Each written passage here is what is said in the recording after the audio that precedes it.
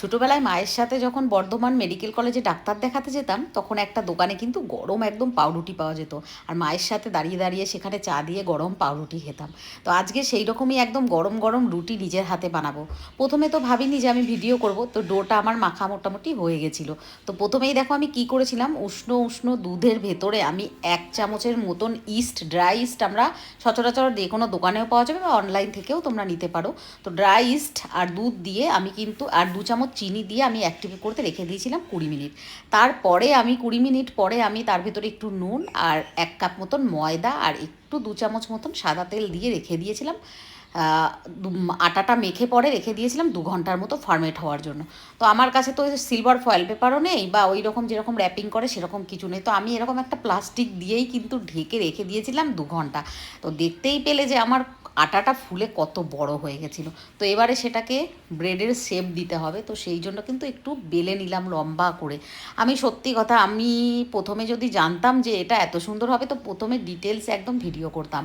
কিন্তু যাই হোক, হয়ে গেছে। নেক্সট টাইম আবার কখনো আবার শেয়ার করব তখন তোমাদের সুন্দরভাবে ভিডিওটা দেখিয়ে দেবো। তো এরকমভাবে লম্বা করে বেলে নিয়ে তারপরে কিন্তু এইটাকে রোল করে এরকম যেই মোল্ডটাতে আমি বানাতে দেবো, এরকম লম্বা একটা দেখো অনলাইন থেকেই কিনে নিয়েছি, তো সেইটাতে আমি কিন্তু আরও 1 ঘন্টা মতন রেখে দেবো। তো এইরকম প্লাস্টিকে ঢেকে রেখে দিয়েছিলাম। তো দেখো কোনটুকু রেখেছিলাম আর কত বড় হয়ে গেল ফুলে। তো টোটাল আমার 3 ঘন্টা কিন্তু এটাকে রেস্ট দিতে হয়েছিল, 2 ঘন্টা গামলাতে, তারপরে যখন ব্রেডের শেপ দিলাম তারপরে। তো এবারে আমি এটা করব মাইক্রো ওভেনে। তো আমি প্রথমে দেখো কী করলাম, কনভেকশন মোড দেখবে লেখাই আছে, তো সেখানে ক্লিক করে 180 ডিগ্রিতে 10 মিনিটের জন্য প্রিহিট করতে দিলাম। সেটা কিন্তু আমরা যখন কেক বানাই তখনও কিন্তু আমরা প্রিহিট করতে দিই। আর প্রিহিট করতে দেওয়া মাত্রই যতক্ষণে মানে প্রিহিট আমার 10 মিনিট হচ্ছে তার ভেতরেই কিন্তু আমাকে এটা পুরোপুরি একদম রেডি করে নিতে হবে। তো ওপরে যেহেতু একটুখানি লাল লাল লাল লাল যে কালারটা আসবে তার জন্য কিন্তু আমি একটু ওপর থেকে দুধ দিয়ে দিলাম। তো হাতে আমার কোনো ব্রাশ ছিল না বলে আমি কিন্তু এই মানে যেগুলো দিয়ে অয়েল ব্রাশ করে সেগুলো আমার হাতের কাছে ছিল না বলে আমি হাত থেকেই দুধ দিয়ে দিলাম। আর একটুখানি ওপর থেকে সাদা তিল ছিটিয়ে দিলাম। তো দেখো কি সুন্দর না লাগছে দেখতে, দেখেই মনে হচ্ছে না যেন পাউরুটি অলমোস্ট হয়েই গেছে, শুধু রঙটা আসেনি। তো আমার প্রিহিট হওয়া মাত্রই কিন্তু সঙ্গে সঙ্গে আর সময় নষ্ট না করে আমি একদম ঢুকিয়ে দিলাম। তো প্রচণ্ড ছোটোবেলার কথা আজকে মনে পড়লো। মা নেই, না হলে মা এরকম গরম গরম রুটির সাথে চা খেতে ভীষণ পছন্দ করতো। তো আমি গুগলকে বলে দিলাম, গুগল আমি রুটিটা বানিয়ে দিলাম, তুই কিন্তু একদিকে চাটা বসিয়ে দে, যেই না হবে তারপরেই কিন্তু আমরা দেবো। ও তারপরে তো তোমাদের বলতে ভুলে গেলাম, তারপরে কী করলাম, প্রি হিটে যখন আমি এটা ঢুকিয়ে দিলাম তারপরে আবার কনভেকশন মোড টিপে আমি 40 মিনিটের জন্য কিন্তু এটাকে মাইক্রোওয়েভ করতে দিলাম। 40 মিনিট। তার ভেতরে তোমরা একবার মাঝখানে দেখে নেবে একটা টুথপিক ঢুকিয়ে যেটা হয়েছে কিনা, হয়ে যায় ওই 40 মিনিটের ভেতরে একদম ডান। তো একদম, তবে খুব মানে সাবধানে বার করতে হবে, এটা কিন্তু প্রচণ্ড গরম।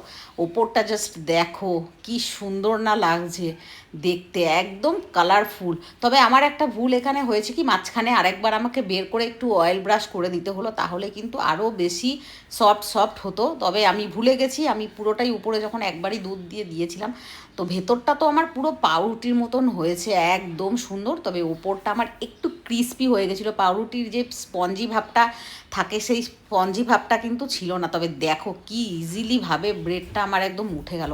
এবারে পিস করার সময় একটা সমস্যা যেটা হলো, আমার এই চাকুটার যেটার একদম ধার ছিল না সেটাকে লিটারেলি আমাকে মানে পোঁছাতে হলো কাটার জন্য। সবাই ওয়েট করে আছে গরম গরম পাউরুটি কখন, আর গুগলের চাও হয়ে গেছে। তো এই চা দিয়ে আজকে গরম সফট সফট নরম তুলতুলে পাউরুটি খেতে আজকে জিভে এখনও পর্যন্ত আমার ভয়েসটা দেওয়ার সময়ও জল মানে চলে এলো একদম। কি সুন্দর লাগছে দেখতে, কত ইজিলিভাবেই দেখলে ঘরে কি সুন্দরভাবে বানানো যায় এরকম একটা পাউরুটি। তো তোমরাও যদি এরকম গরম গরম রুটি ঘরে বসে খেতে চাও তাহলে কিন্তু অবশ্যই এরকম দেখে ট্রাই করো।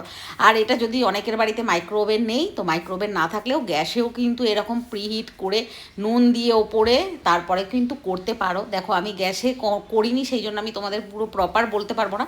তবে মাইক্রো ওভেন যাদের বাড়িতে আছে তারা তো এভাবে বানাতেই পারো, ভীষণ ইজি। ঘরে থাকা সামান্য একটু উপকরণ দিয়ে পরে এরকম সুন্দর একটা হোমমেড ব্রেড খেতে কার না ভালো লাগে। যদি ভিডিওটা ভালো লেগে থাকে তাহলে কিন্তু অবশ্যই কী করতে হবে, ছেড়ে যাওয়ার আগে একটা লাইক কমেন্ট শেয়ার করতে হবে। আর কার কার পছন্দ লাগে এটা খেতে আর তার সাথে এরকম গরম গরম চা, তো অবশ্যই কিন্তু সেটা কমেন্ট করে জানাতে হবে। আমরা তো পুরো চা দিয়েই আজকে সবাই মিলে এনজয় করে ব্যাপারটা একদম সন্ধেবেলার আমাদের জাস্ট জমে ক্ষীর হয়ে গেল, এখনও জিভে পুরো জল।